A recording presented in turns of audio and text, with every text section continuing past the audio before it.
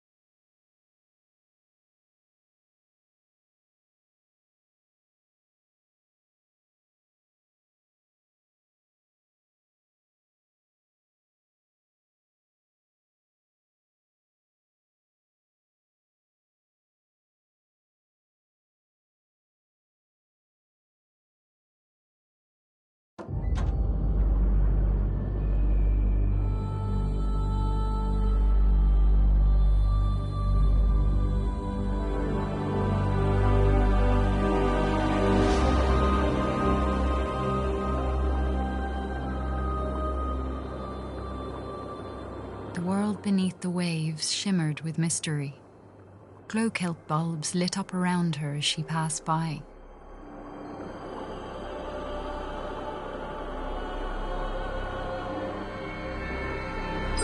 Merrin spotted some odd-looking old coins. Maybe her father would know where they were from.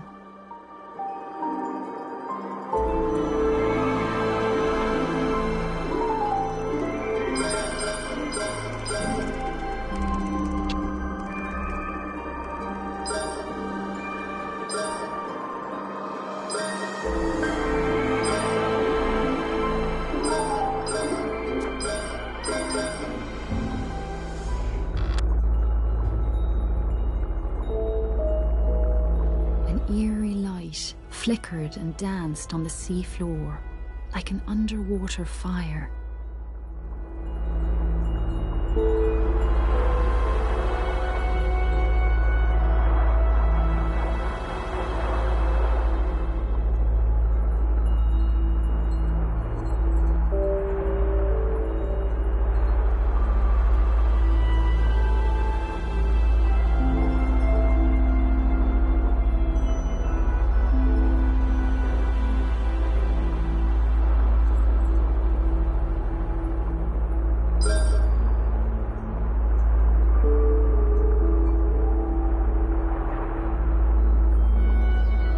A seahorse made of clockwork gears, darted out of the way as Merrin approached.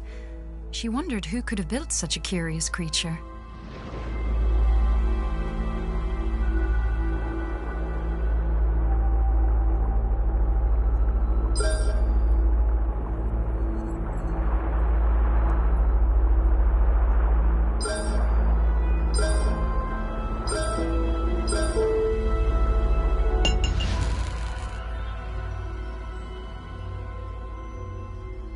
Merrin approached a glowing scrap of metal and pulled it inside.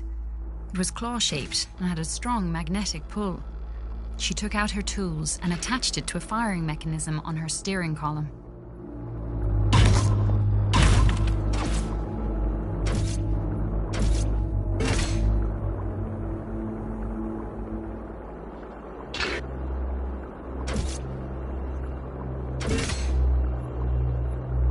Her father once told her about a mysterious, living energy called Chaine. Could that have been a Chaine wellspring? Merrin spotted shock nettles ahead of her. She had to be cautious, as the hostile creatures would attack her on sight.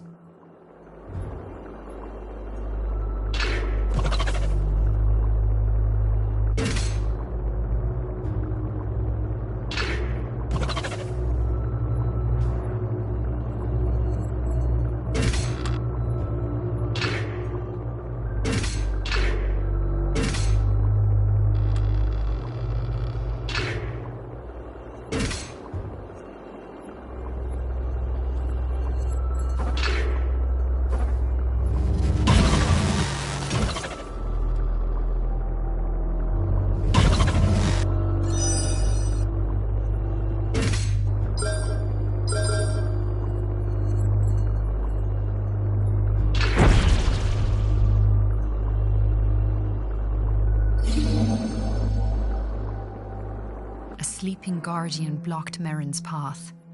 She knew it all too well from her father's stories, and she knew it must never be woken.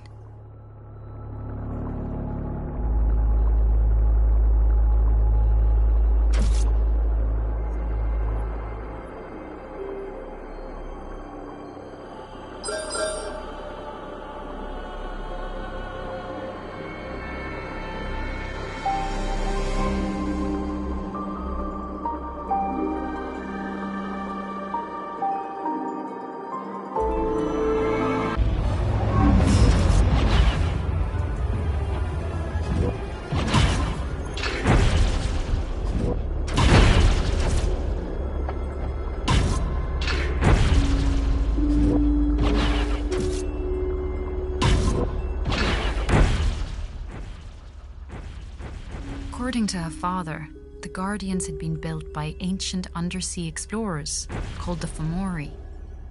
Merrin always thought the Fomori were a myth. Now she wondered if her father's other stories might be true.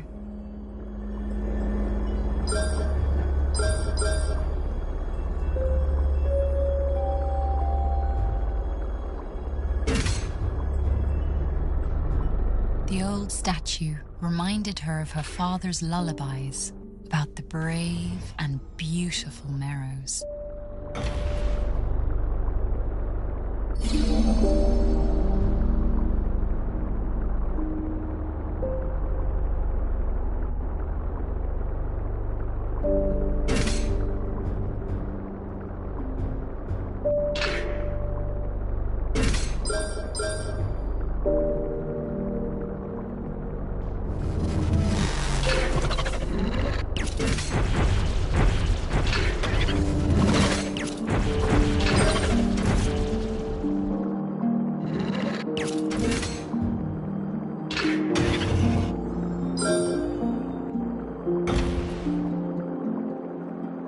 As Merrin explored, she sketched the terrain on a sheet of cartography paper.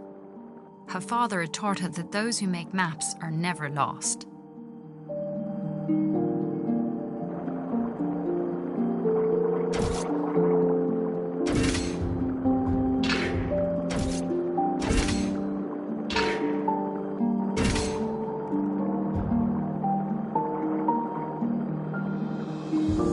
A huge hermit crab watched Merrin from a rocky ledge. On his back, he carried a vast array of odd-looking treasures. The crab seemed to like shiny objects. Maybe he would be willing to make a trade.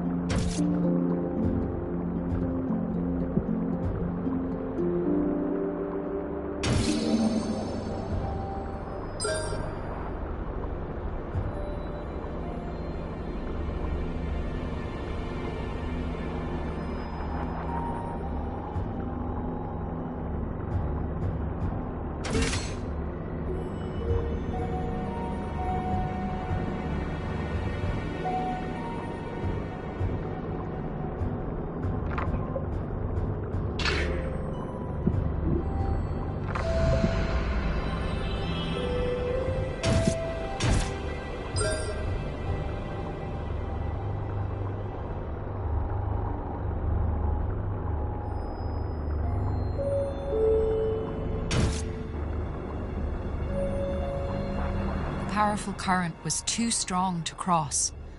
Merrin's submarine would need greater thrust before it could go back.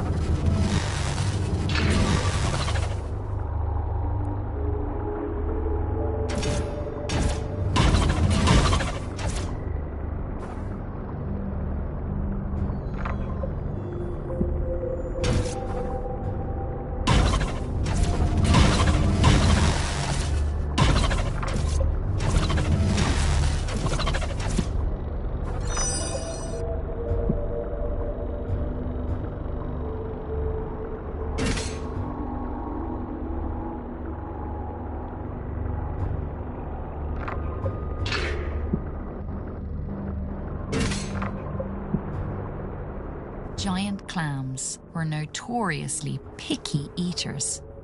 Each one seemed to prefer a different kind of treat.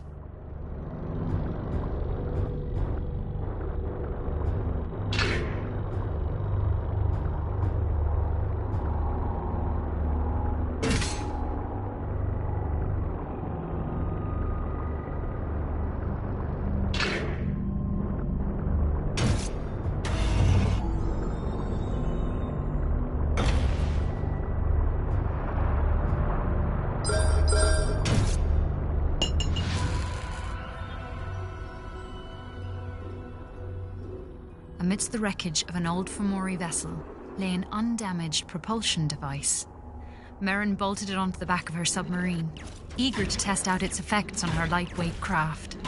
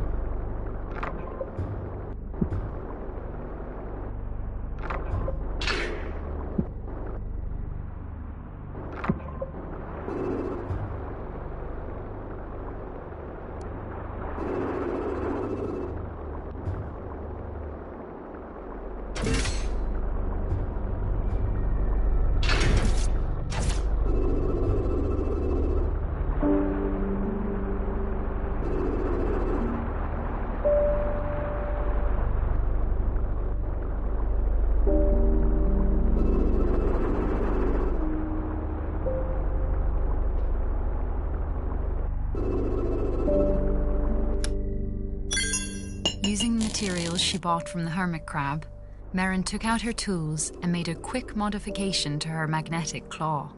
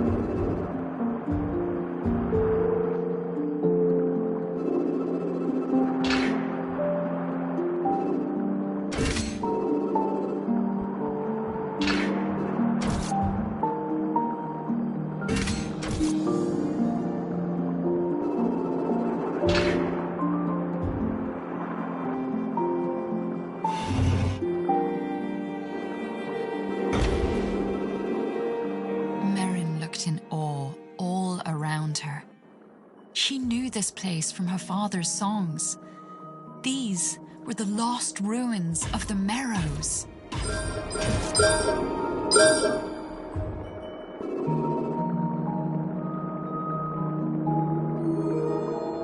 Lantern jellies blocked Merrin's path. Although the creatures could be deadly to the touch, they were very shy and even avoided each other's light.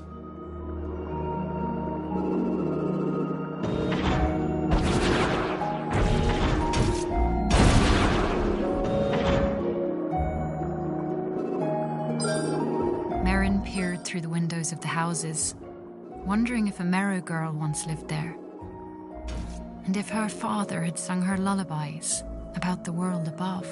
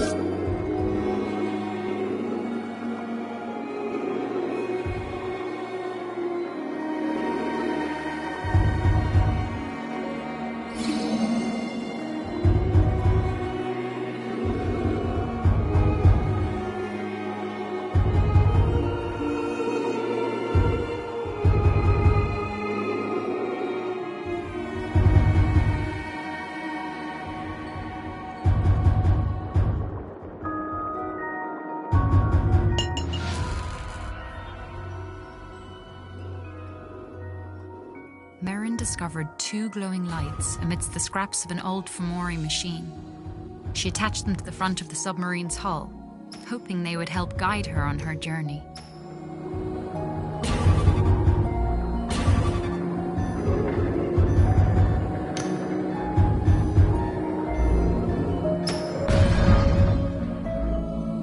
Merrin shuddered, as if recovering from a bad dream.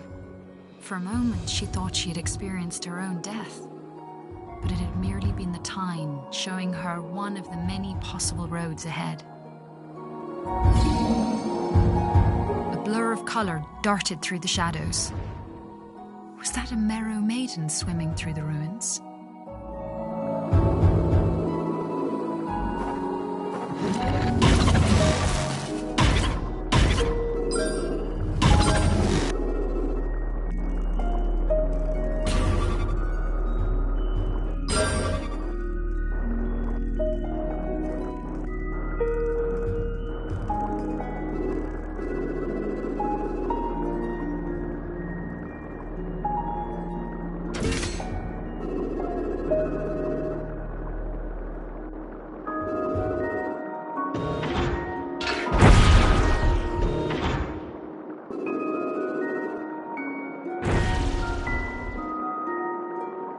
Merrin tried to speak to her, but the Merrow raced away.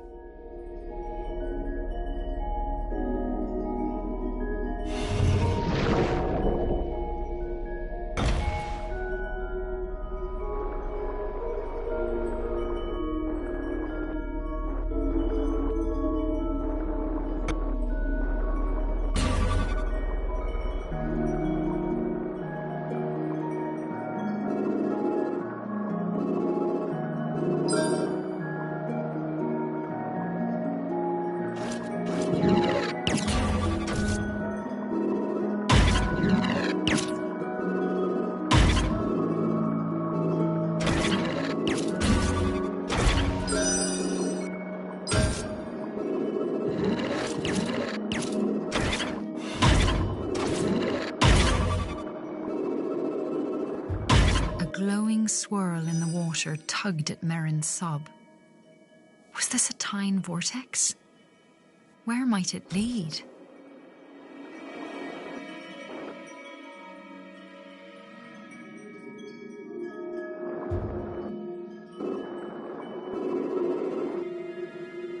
At last, the Merrow Maiden stopped. Merrin called to her. "Please wait. I'm only trying to find my father."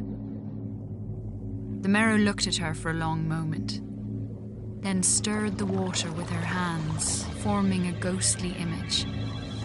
It was the sunken ship graveyard known as Skeleton Reef. Could her father be trapped there? The Merrow pointed the way to go, and Merrin thanked her.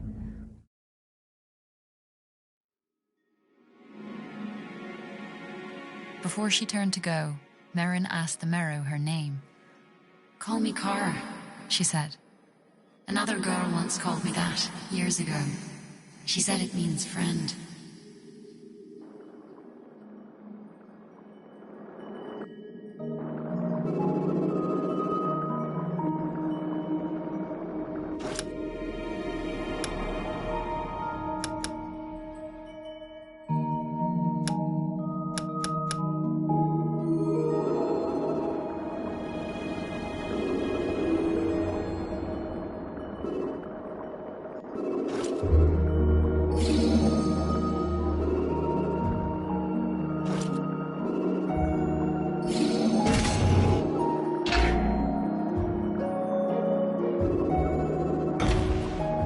To reach the lost graveyard of ships, Merrin would have to cross the foul and treacherous region known as Watcher's Hollow.